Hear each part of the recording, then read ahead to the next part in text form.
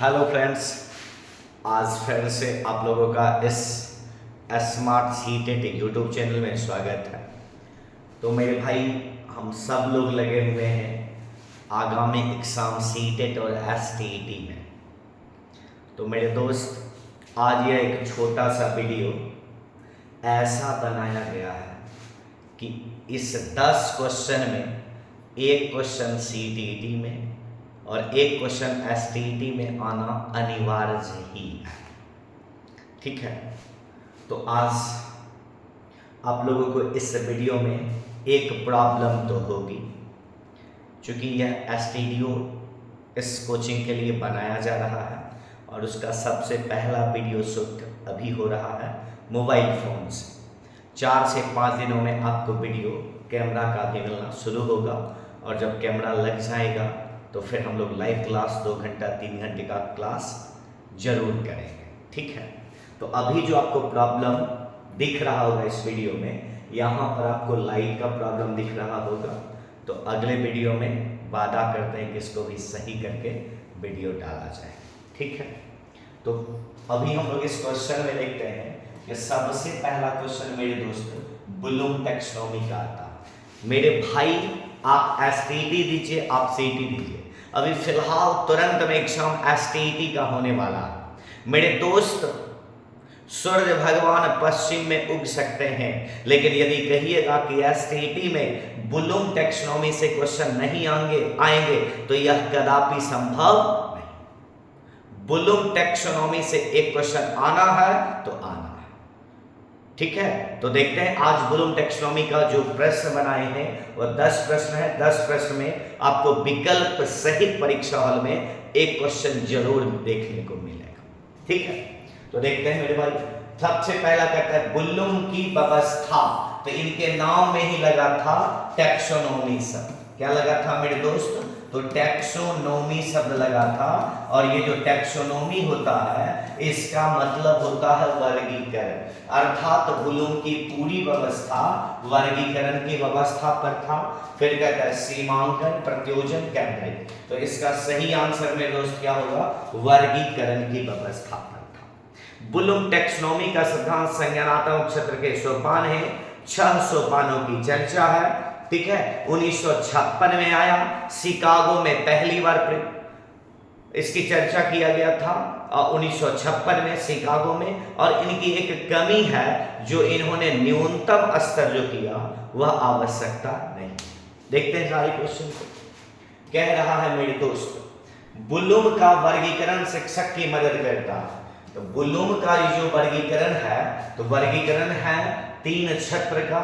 3 क्षेत्र का नाम आता है संज्ञानात्मक क्षेत्र। ठीक है, संज्ञानात्मक क्षेत्र। दूसरे को कहते हैं भावात्मक क्षेत्र।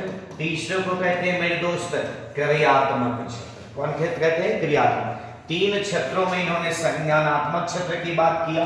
पहला को इन्होंने कहा ज्ञान, दूसरा को इन्होंने कहा बोध, तीसरा को इन्होंने कहा प्रयोग। ये 3 को इन्होंने निम्न स्तर में रखा। फिर आगे आता है विश्लेषण, विश्लेषण। फिर आगे आता है संश्लेषण, संश्लेषण।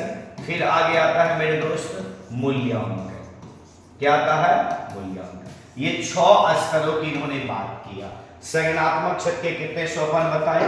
6 सोपान बताए। तो वही करें, यह अधिगम के उद्देश्य का वर्गीकरण करने में, फिर कह रहा है संज्ञानात्मक स्तर के अधिगम को आंकने में, भावात्मक अधिगम को आंकने में, उपरोक्त में से सभी। तो मतलब इन्होंने जो संज्ञानात्मक क्षेत्र का सोपान दिया, भाव भी वहीं से जुड़ा, क्रिया भी वहीं से जुड़ा, इसका आंसर मेरे दोस्त क्या हो जाएगा? उपरोक्त में से सभी। विकल्प नंबर डी हम लोगों का आंसर होगा। क्लियर? आगे देखते हैं।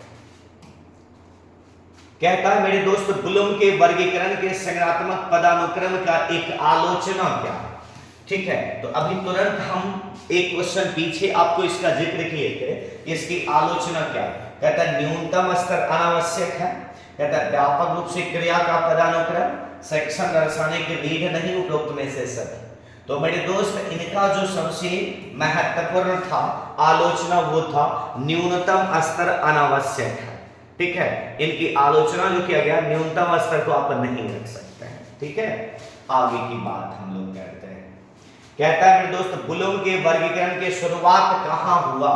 वर्गीकरण की शुरुआत 1956 में हुआ और हुआ था कहाँ? हार्वर्ड विश्वविद्यालय, स्टैनफोर्ड, शिकागो या फिर येल विश्वविद्यालय। तो कहां था मेरे दोस्त? शिकागो विश्वविद्यालय से। विकल्प नंबर सी हम लोगों का आंसर। क्लियर? आगे देखिएगा, ब्लूम वर्गीकरण के अनुदेशात्मक व्यवस्था में संज्ञानात्मक पक्ष में कौन से स्तर नहीं आते? क्या कह रहा है? संज्ञानात्मक पक्ष में कौन नहीं आता? अभी तुरंत हमने आपको लिखा था, क्या क्या लिखा था मेरे दोस्त? तो हमने लिखा था आपको ज्ञान, उजले कलर से ही लिखते हैं इसको भी। पहला हम लोगों ने लिखा था ज्ञान, दूसरा हम लोगों ने लिखा था बोध, तीसरा हम लोगों ने लिखा था प्रयोग, ठीक है, फिर हम लोगों ने लिखा विश्लेषण, फिर हम लोगों ने लिखा संश्लेषण, फिर हम लोगों ने लिखा मूल्यांकन। क्या लिखे मेरे दोस्त? तो मूल्यांकन लिखा। अर्थात ज्ञान, बोध, प्रयोग तो होगा ही, प्रतिक्रिया इसका भाग नहीं होगा। क्या नहीं होगा मेरे दोस्त? तो प्रतिक्रिया इसमें नहीं आएगा। विकल्प नंबर ए, सी और डी आपका आंसर। क्लियर? आगे देखते हैं।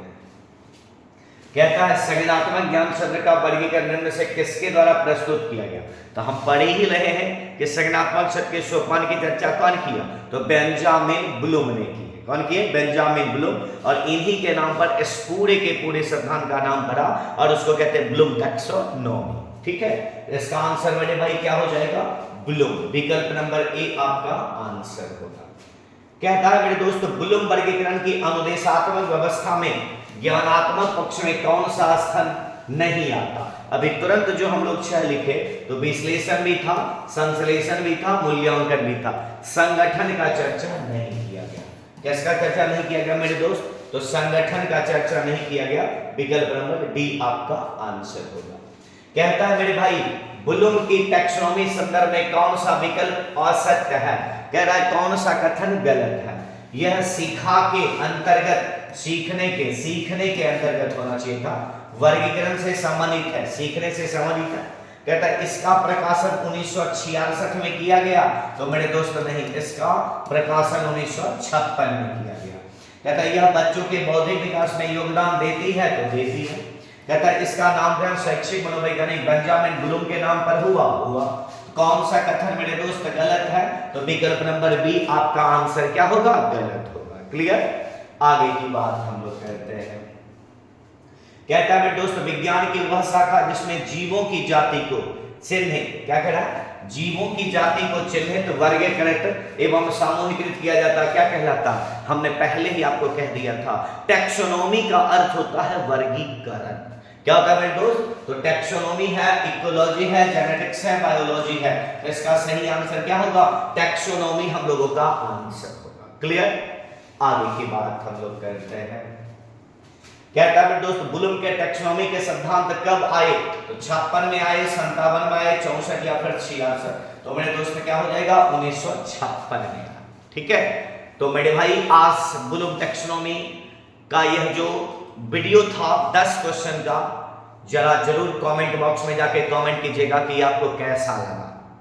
मेरे दोस्त यदि नए होंगे और यदि आपको लगता होगा कि इस वीडियो से कुछ सीखने को मिला, अगले वीडियो से आप फिर जुड़ना चाहते हैं और नए होंगे, अभी तक सब्सक्राइब नहीं किए होंगे, तो मेरे भाई चैनल को सब्सक्राइब करें, लाइक करें और अपने दोस्तों में शेयर जबरदस्त करें। ठीक है, तो फिर बहुत जल्द मिलते हैं अगले वीडियो के साथ। तब तक के लिए धन्यवाद।